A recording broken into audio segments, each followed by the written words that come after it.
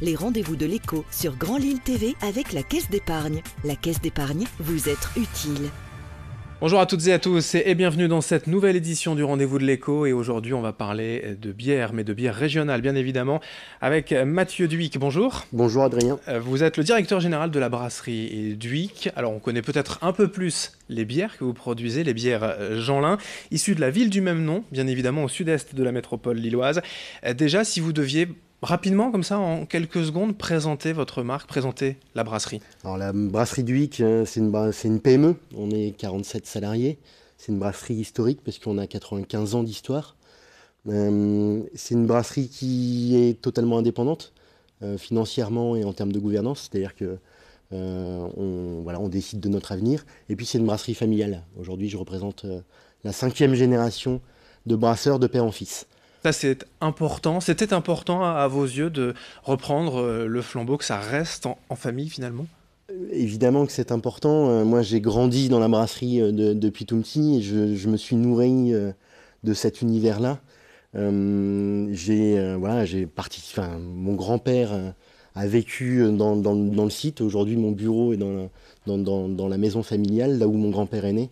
Donc, on s'inscrit effectivement dans ce patrimoine, j'ai envie de dire, familial, et puis ce qu'on peut représenter aussi dans la région. Ça peut servir finalement une marque pour les clients, pour les fournisseurs, pour les salariés aussi, d'être encore ainsi une entreprise familiale qui se transmet de génération en génération? Bien évidemment, au-delà de la famille, on transmet certaines valeurs.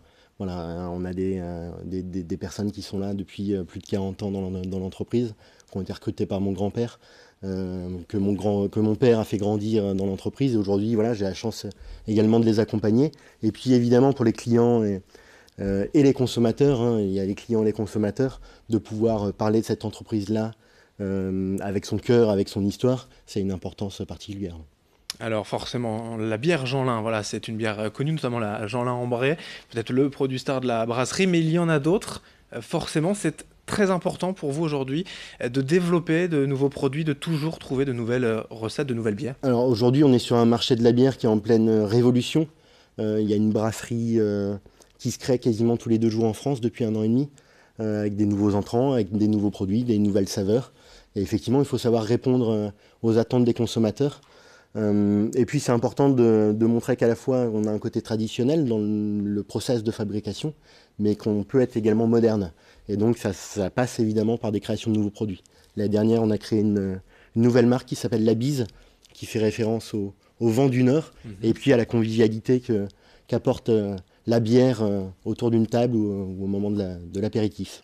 Pour ceux qui connaissent bien tout de même la bière, la brasserie Jeanlin, la brasserie Dhuicq, il y a eu un gros changement quand même récemment, changement d'image en termes de packaging, de refonte de la bière. C'était important pour passer une nouvelle étape finalement?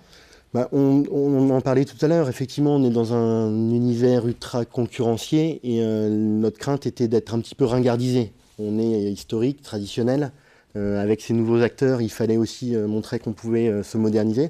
Donc on a fait un choix de simplifier nos packaging, de les rendre plus directs et puis véritablement de parler de notre brasserie, de rappeler que c'est une brasserie historique, familiale, qui est implantée sur un territoire, sur le village de Jeanlin, et c'est ce qu'on a essayé de passer à travers tous nos packaging. Parce que les microbrasseries, effectivement, il y a une tendance sur ces nouvelles bières, mais l'aspect historique, le savoir-faire, ici et chez vous, est important, est à défendre en tout cas. Il est à défendre, et pas uniquement pour ma brasserie. Hier, on était en association avec l'ensemble des brasseurs de la région, alors avec des nouveaux entrants, des nouvelles brasseries, mais aussi des brasseries historiques.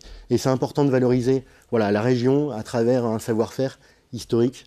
Les bières du Nord, c'est pas qu'un titre. Voilà, on a un devoir de porter ça sur le reste du territoire français. Voilà, dans le Nord, évidemment, tout le monde connaît, mais ouais. À l'export, alors que ce soit en France ou même à l'international, il y a des ambitions pour la brasserie Dhuicq? Évidemment qu'il y a des ambitions.